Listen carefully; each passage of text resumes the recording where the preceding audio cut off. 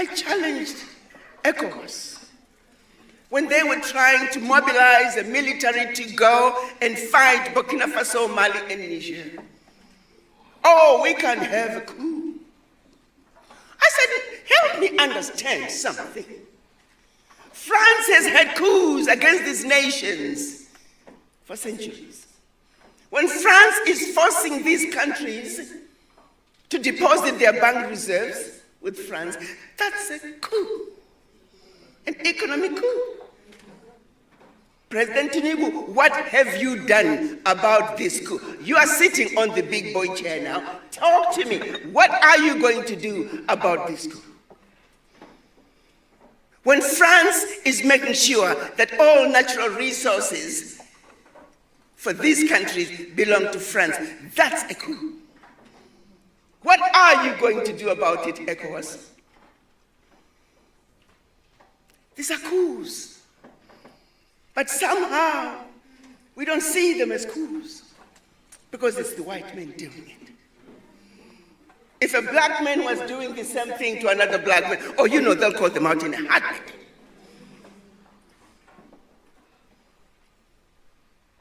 We have a serious problem as Africans.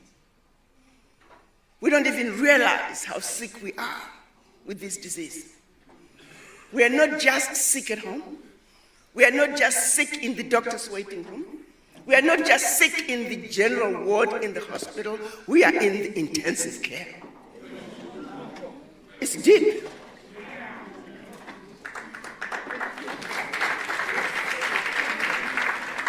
You see, as a doctor, I cannot help you unless you come to me with your complaints. At least recognize that you're sick. But most of the time, we don't even realize that we are sick. So where do we begin? This stupidity that is going on in Africa has got to come to an end.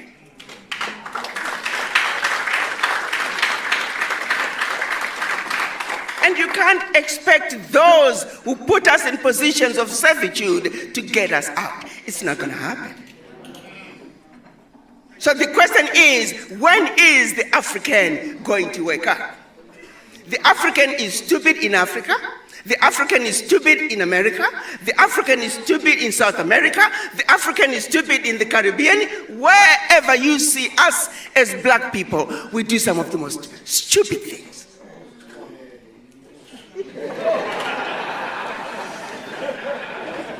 You go into neighborhoods.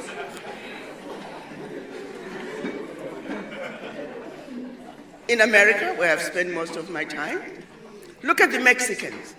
They stick together like super glue when it comes to issues pertaining to their existence in the United States as Mexicans. The Irish, the Jews, the Chinese, the Indians ask for their voices loud and clear because they understand the importance of unity. They don't have to love each other, but they understand when it comes to issues pertaining to their sheer existence, they must stick together like super glue, and they do. But when you ask for the voices of black people, we scatter like mice.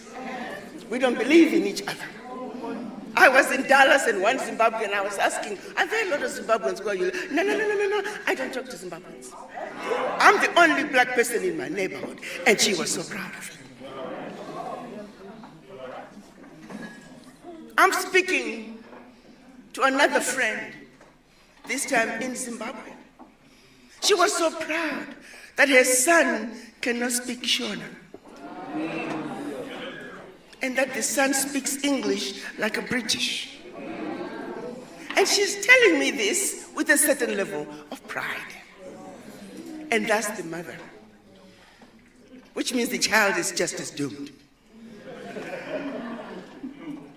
When are we going to wake up and realize that our inability to move forward as a people is because we were defeated where it matters the most?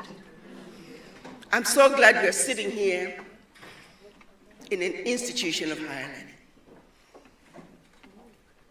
I'm going to ask you to say, what are we going to do about the educational curriculum, because that's where it begins. They don't want us knowing our history. They don't want us knowing where we came from. Because if you are a person without a history, who are you? Where do you come from? As Africans, we are too busy running away from who we are. We don't want to embrace our Africanness. Why not? If you refuse and don't accept your Africanness, then who are you? I tell the Africans when they try to act like they want to speak like an American, they want to lose their accent. You can never speak English like an American. Then you don't want to speak your own vernacular. Then who are you? You are just like a ship without an anchor. The wind blows that way, there you go. The wind blows that way, there you go. And there are too many of us who find themselves in that boat without an anchor.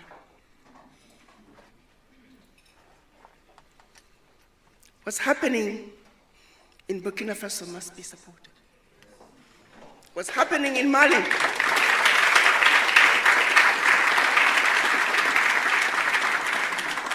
must be supported. What's happening in Niger must be supported. If you care the least bit about our future, how else are we going to get France out of Africa? How else are we going to get Britain, Germany, all those former colonizers? They're now in as multinationals, siphoning billions out of Africa, using safe havens to hide their returns. We know they're here. They are now wolf in sheep's clothing. What is it going to take? If you look at the move that Niger made, by simply saying, France, you can no longer buy our uranium for 80 cents a kilo, when we know very well you're selling it for 200 euros per kilo. Niger was realizing about 1 billion out of the sales of its uranium a year, while France was realizing close to 300 billion. That one move alone, when Niger said, if you want our uranium, 200 euros a kilo, please. Immediately, 300 billion. 1 mineral. It's not going to take much to change Africa. We got what it takes. If there's one thing we're very fortunate of, we are endowed with everything the rest of the world needs. The truth of the matter is, we don't need the world. The world needs Africa.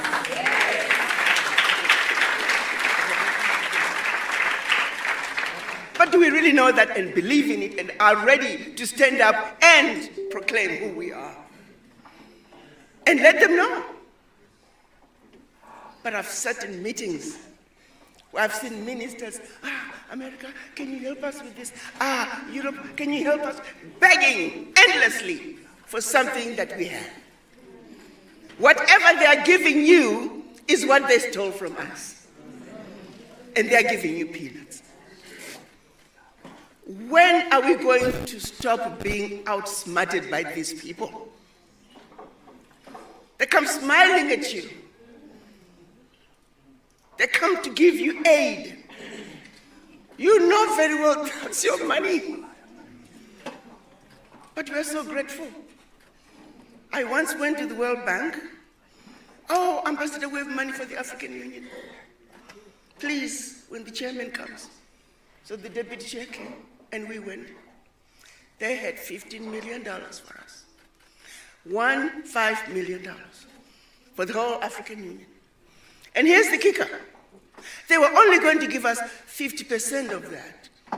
And then when we can show them what we have done with the 7.5 million, then we can have the other 7.5. Blatantly insulting us.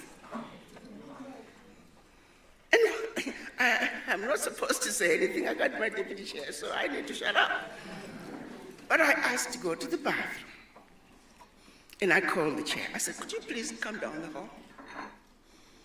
I said, let's not take that money. I don't know about you, but I feel highly and royally insulted. Treat you like a child. You don't know how to handle money. So we'll just give you 7.5 million. Let's see what you do with it. And then we may or may give you the rest. It's the same thing they're doing at the United Nations.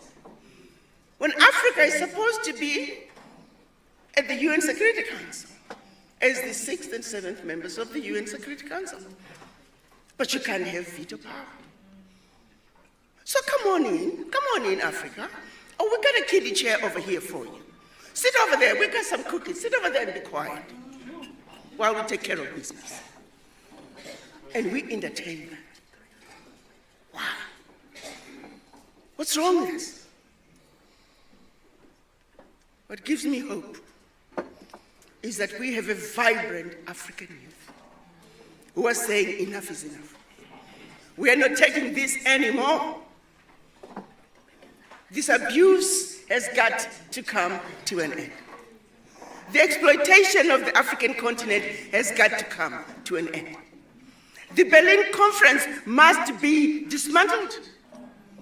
And for those of you who think Berlin Conference is a piece of history, guess what? It's a piece of legislation nicely designed over a period of 4 months to see to it that Africa and her children are forever defeated and dominated to this day. As long as there's a country called Malawi, as long as there's a country called Gabon with 1.5 million people, as long as there's a country called Eswatini, Berlin Conference is alive and well. And that's where we get defeated internationally through trade. Oh, you're all equal. You are a sovereign nation, Eswatini. You are a sovereign nation, Togo. You are a sovereign nation, Malawi. And every African country for that matter. So let's go to the market. You, Malawi, with your little basket, with 3 eggs, you're coming to the market. And here comes China with truckloads of eggs. I once was told that Zimbabwe thought, well, let's see if we can sell eggs to China. Let's supply some eggs. They're bringing stuff to us. Let's give them eggs. So I told the president, ask people to go do some research and see how much eggs we need to send to China. The report came back and said, Mr. President, the amount of eggs we produce the whole year, that's 1 breakfast in China.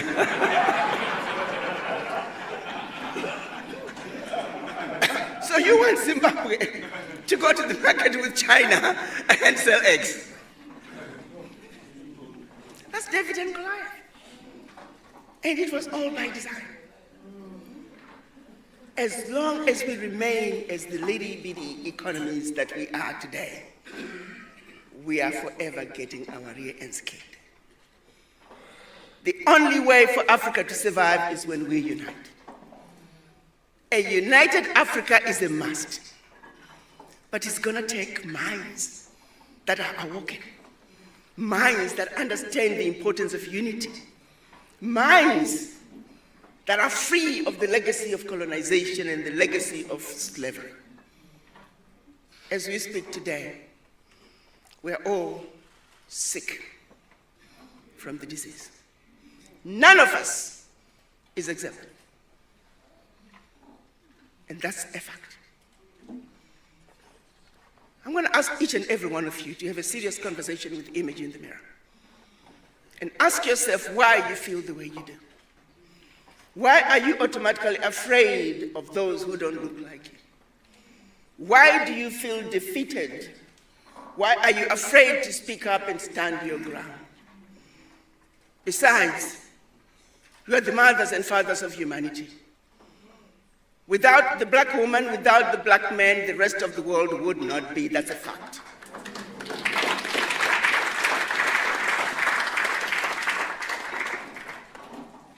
We civilized the world.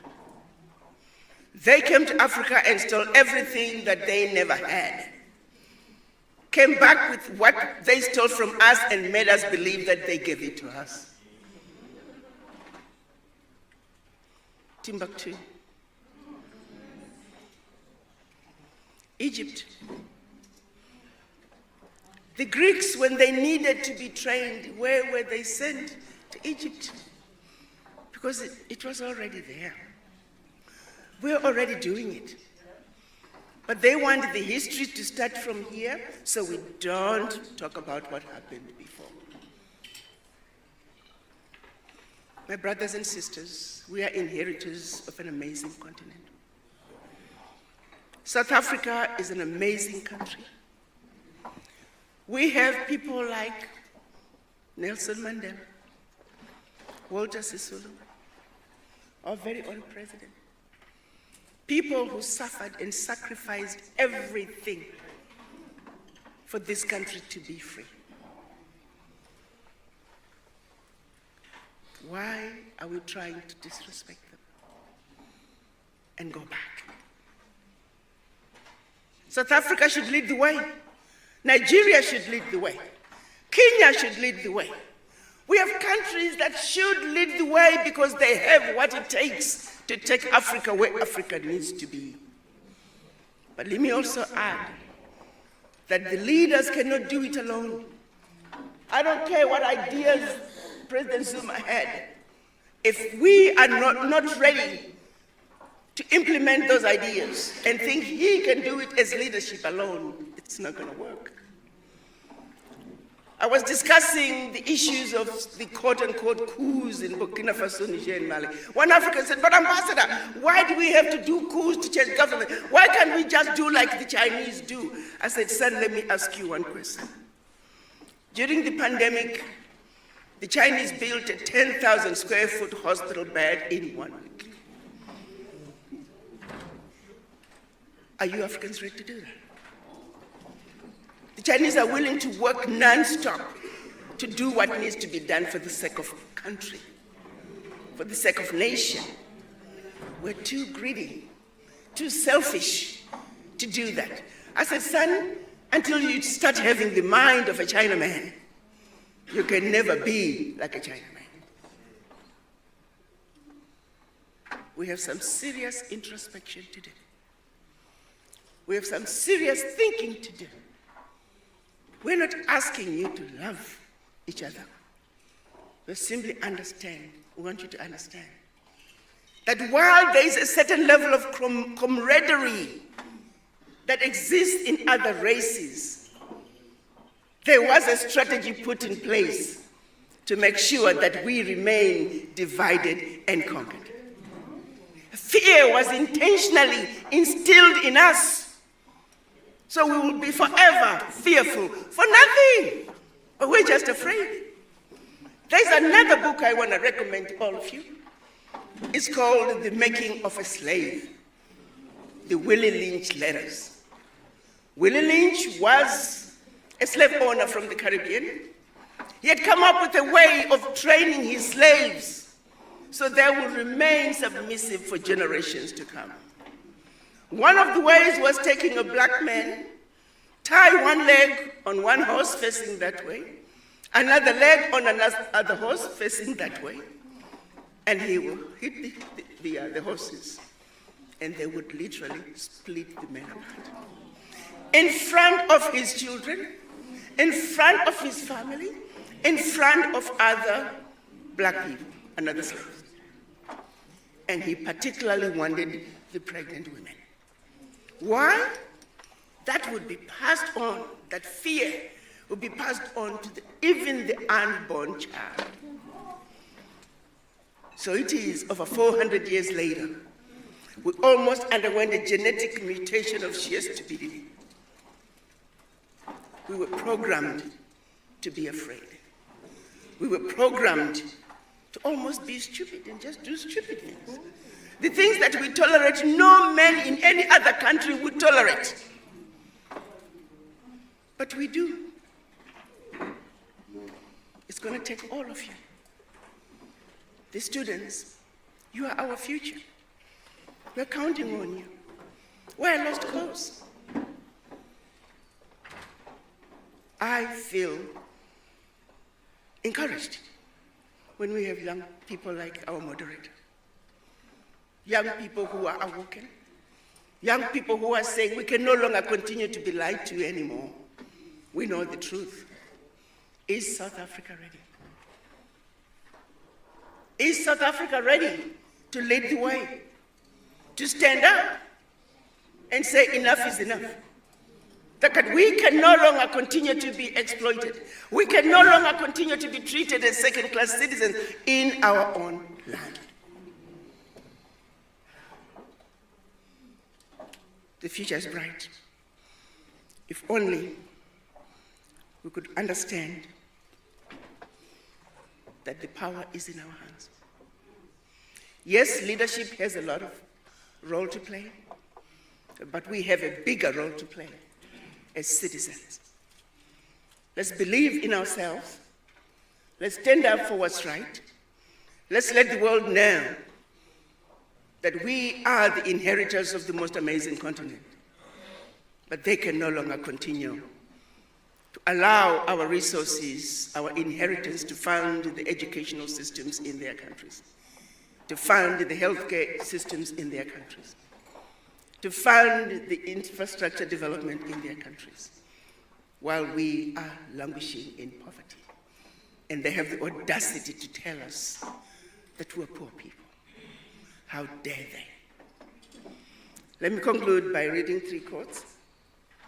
The first one is from former President Jomo Kenyatta. He said, when missionaries arrived, the Africans had the land and the missionaries had the Bible. They taught us how to pray with our eyes closed. When we opened them, they had the land and we had the Bible.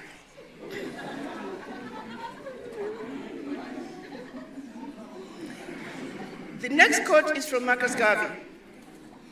He said, a people without the knowledge of their past history, origin, and culture is like a tree without roots.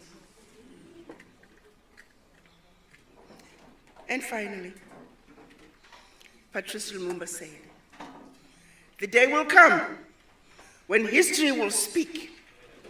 Africa will write its own history. It will be a history of glory and dignity. The time is now. There is no turning back. Africa, wake up.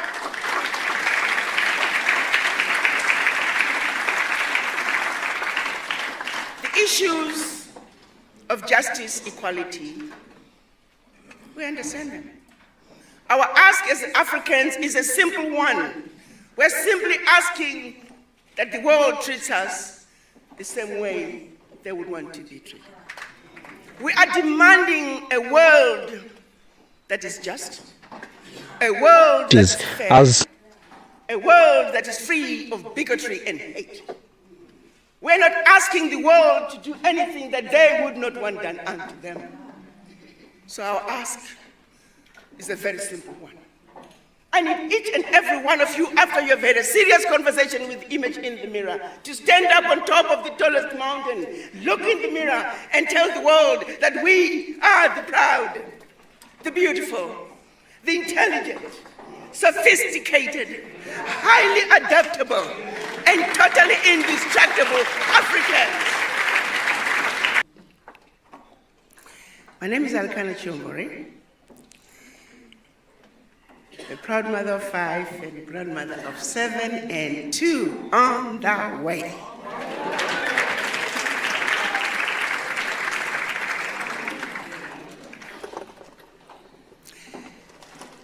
Today, we spent an afternoon at Robben Island. And as we were walking around, I had a bottle of water in my hands. And my sister, Honorable Minister Sisulu, leaned over to me and she said, take it easy on that water. We don't have female facilities at Robben Island. I said, what? 2024, 30 years since independence, there are no female facilities at Robben Island. What gives? Her comments reminded me, for when I went to Ghana, speaking at the University of Cape Coast, I stayed at a beautiful hotel. When I walked into the room, right above the headboard was a humongous photograph of Queen Elizabeth. And I thought to myself, now I am going to go to bed tonight with the shadow of Queen Elizabeth hanging over me. What kind of dreams was I going to have that night?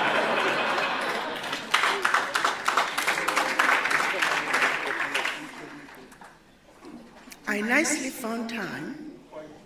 I called my VP and I said, could you help me take this photograph down? We shall put it back tomorrow morning, because tonight I intend to have good dreams.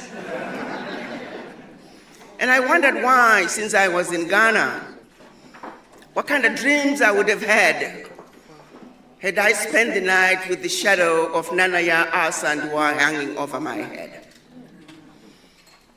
I also wondered, why is it that in 2024, we still have the photograph of Queen Elizabeth hanging over the walls of hotels in Ghana, and not a single photograph of a king or a chief from Ghana?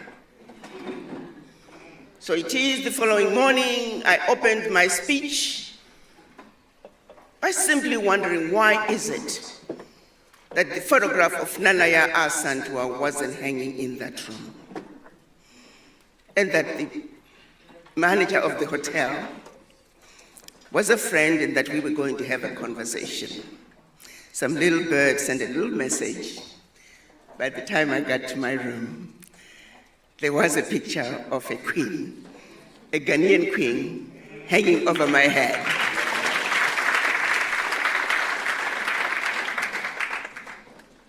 In 1963, our Pan-African fathers, at the invitation of Emperor Haile Selassie, met in Addis Ababa, Ethiopia, to discuss the building of an Africa that spoke with one voice, the building of an Africa that was united, the building of an Africa that had a single currency, a single monetary policy, a single military, an Africa that should be, an Africa that was once upon a time.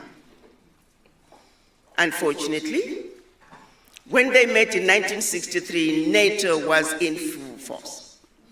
NATO heard about the meeting that was getting to be revolutionary, a meeting that was going to undo the Berlin Conference, a meeting that was going to put an end to their exploitation of the African continent.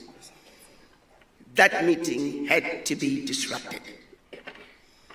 So it is when our Pan-African fathers went to Addis Ababa, Ethiopia, we had the Casablanca Group, which was Ghana, Guinea, Mali, Egypt, Morocco, Tunisia, and Algeria. They said Africa for the Africans and African Union now. The other 33 members, having tasted power, they were the Monrovia Group. They said, no, let's wait on this African unity thing. Let's go slow. They were the majority. So the Casablanca Group lost. Year in, year out, the African leaders would meet. The issue of an Africa that spoke with one voice was tabled, and year in and year out, that conversation was passed to next year.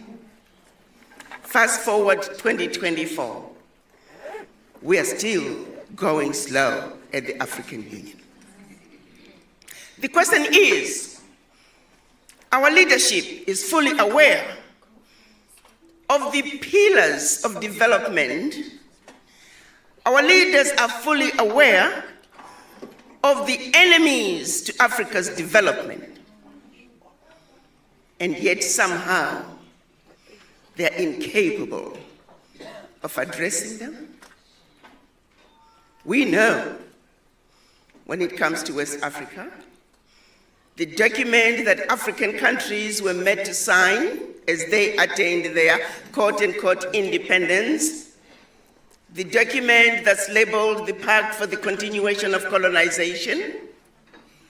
On one hand, we are giving you your independence, but on the other hand, we want you to sign this document, agreeing to continue to be colonized.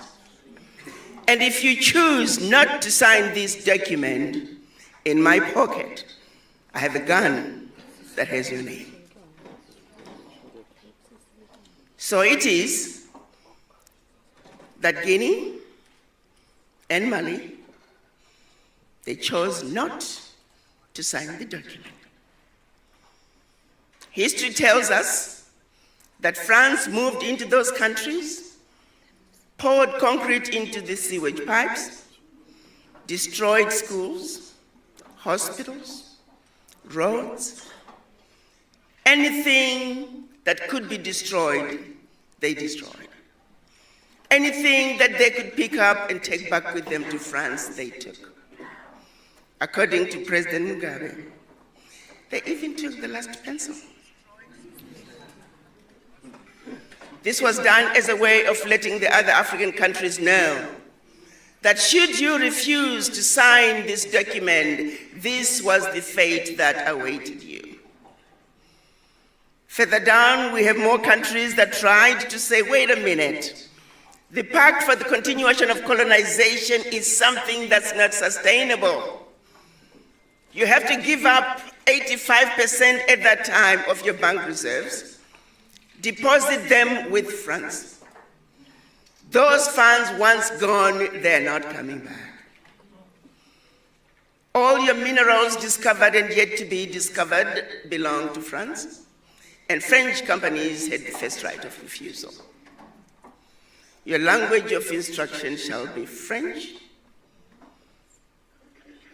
Your military can only be equipped by France. Your military can only be trained by France. Now, give me a break here. Imagine you are the president of a West African country under French control, and your chief of staff comes to you on your first day in office and says, Mr. President, before you resume your duties, I have some information to share with you. You must give up control of your finances. You must give up control of your natural resources. You must give up control of your military. Now, if you stay away from those, you are free to run your country as you wish. What kind of a country are you running? What kind of a leader are you? And I'm going to bring that question to you. To this day, those African countries are still required to deposit their bank reserves with France. Now, the numbers have gone down some. They're down to the 50, 55, 60.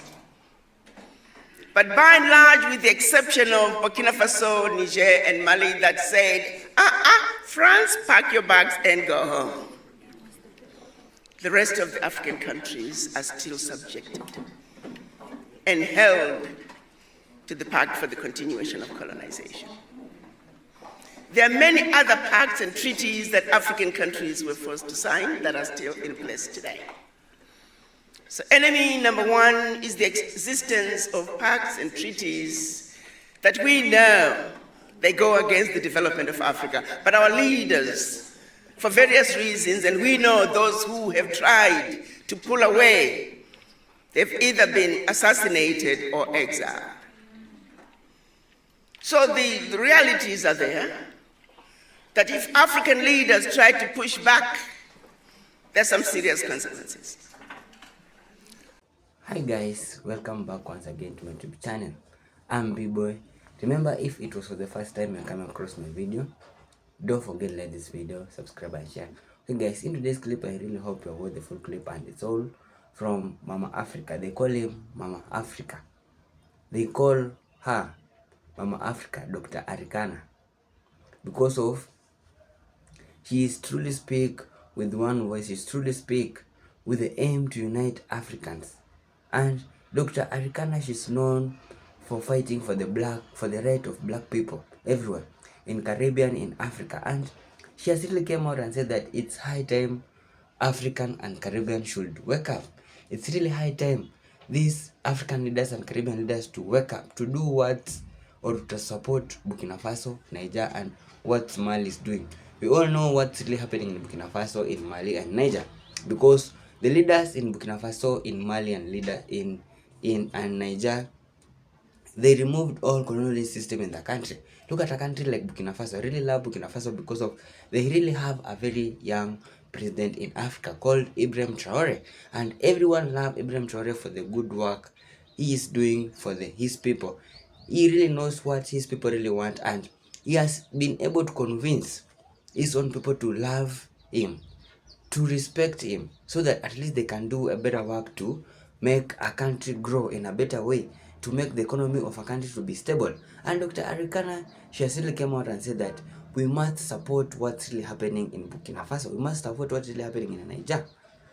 And she has really came out and said that African people and diaspora and Caribbean people, we are so stupid for what we are doing. We are worshipping these other races, these white people, Western countries, forgetting our own, where we came from.